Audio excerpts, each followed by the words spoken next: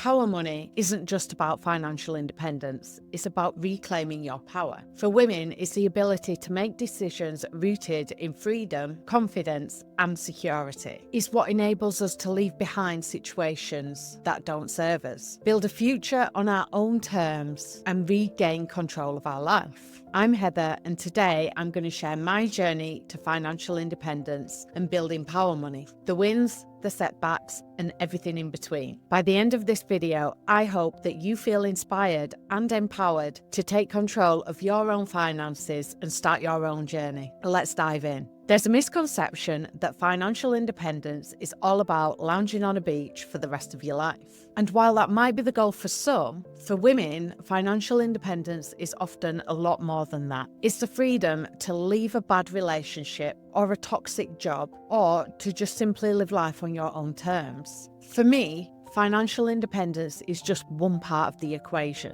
What I've realised is that building power money, in other words, money that gives you choice, security, and the ability to say no, has been my real goal all along. It's not about cutting ties with everyone.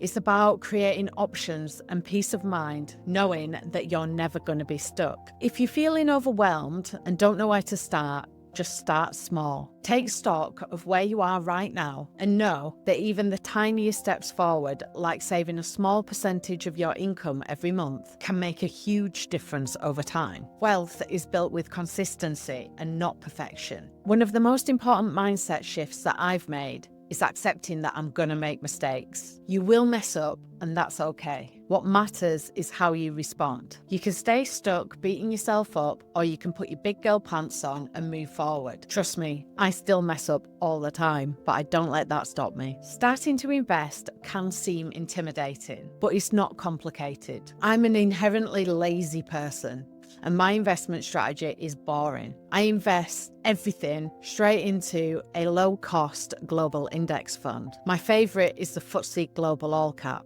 They're a great way to diversify your investments without even thinking about it. Choose one that has low fees and invest whatever you can every month. Consistency is more important than the amount. For context, I'm an accountant and a finance director, and growing up, my parents were not very good with money. They always spent to keep up with the Joneses and racked up a massive amount of debt. As a kid, I didn't realise it, and I thought we just lived a pretty normal middle-class lifestyle. But when my parents split up, the reality hit. They'd been living beyond their means. Despite that, I've always had an interest in money. From a young age, I knew that if I wanted something, that I'd have to work and save up to buy it. But everything changed when I went to uni. Suddenly, I had access to loans and credit cards that I never did before. And I quickly fell into the trap of buying things that I couldn't afford. When I graduated, I was in debt. And it took me years of living on the breadline to claw my way out.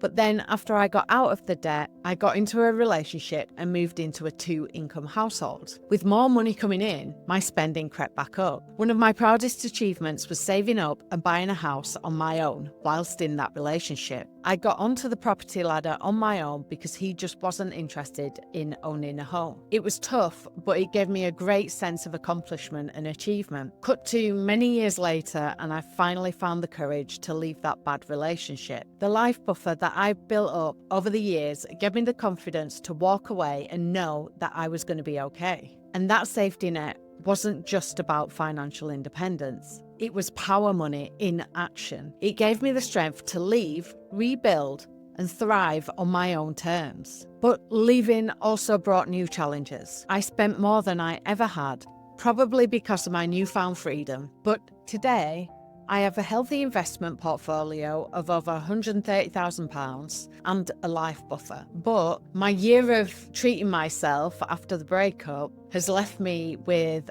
10 grand of credit card debt. This is mostly due to impulse spending. It's a setback, but setbacks don't define the journey, they just shape it. What matters is acknowledging them, learning from them, and moving on. And that's exactly what I'm doing to get back on track. One thing I've learned is to budget with purpose. I'm creating a plan that balances paying off my debt whilst also continuing to add to my investments. I track everything, and I mean everything. Personally, I use my Ultimate Wealth Planner, but you can just use a pen and paper or make your own spreadsheet to do this. And you can see exactly where your money is going. It's eye-opening and incredibly motivating. Looking back, there were warning signs in my relationship that my financial freedom was at risk. I was accused of stealing money even though I managed the bills fairly. He'd complain that he was paying too much, so I'd lower his contributions and up mine. And meanwhile, I was doing the majority of the housework and paying for everything in the house as it was my home, even though I was earning less. It didn't happen all at once. This was a slow build over many, many years. And if you'd have asked me back then, I'd have just said it was normal. But now I can see how unhealthy it was. If you're in a relationship and you feel like your financial independence is slipping away, remember it's not okay for somebody to demand access to your bank accounts, question your spending, or guilt trip you into financial decisions. Trust is key in a relationship. And financial control isn't love. And the one thing that I am so grateful for is that I never surrendered control of my power money. Having that financial strength gave me the courage and the peace of mind to leave and know that I'd be okay on my own. Even if you think you've given up some of your financial control, it's not too late to start building your own power money. Just start by quietly building your own safety net. Open an account in your name and begin setting aside some small amounts into it. It's not about the money, it's about regaining your power. Impulse spending is one of my biggest challenges. It's taken me months of overspending to finally rein it in. And I've gone hard with a no-spend challenge year to reset my habits. I know that I'm all or nothing with spending, but I'm working hard to try and find a balance. The most important thing that I do to keep motivated is to track my finances. I know exactly where I've gone wrong, so I can take steps to fix it.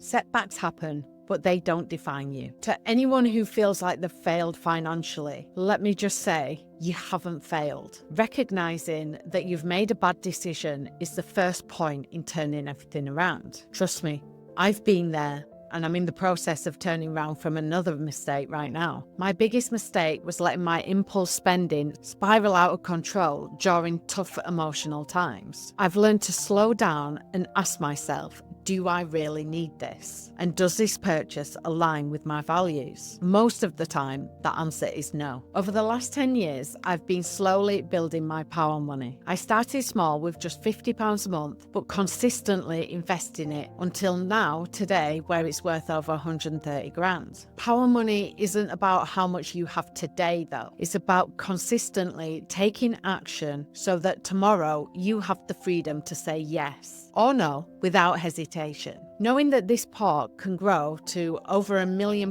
by the time I'm 65 is incredible. It means I'll have at least 40 grand a year to live off of. And that security is what drives me to go on. But this didn't happen overnight. My journey has been slow and steady. For the past decade, I've relied on my monthly money meetings. These quick 15-minute check-ins are where I take control of my finances, track my spending, review my savings, and set clear goals. It's a small thing to do once a month, but it has really kept me motivated and has built my wealth up over the years. Compounding is finally starting to show its effects, and I'm seeing payoff from years of steady investing. Managing my money isn't just about investments. I also automate my savings, allocate money to sinking funds, and use my wealth planner to track my net worth and my spending habits. These small, consistent actions have made all the difference. If I could go back and do one thing differently, it would be to start sooner. Even small investments in your 20s can grow into life-changing amounts. So the key is consistency, compounding, and starting early. Don't wait for the perfect moment, just start. If there's one thing that I want you to take away from this video, is that financial independence and power money are achievable for anyone. Start small, be consistent, and don't let mistakes stop you. Power money is for everyone. It gives you the strength to live life on your own terms. Think about your own finances. What's one step that you can make today to move closer to financial independence? Let me know in the comments because I'd love to hear about them. Thank you for watching and joining me on this journey. You've got this, and I'm here to cheer you on every step of the way. If you're serious about building financial security and cutting out unnecessary stress, you need to watch this video. It's full of actionable tips to save more and spend less and create freedom in your life. Click now, you'll thank yourself later.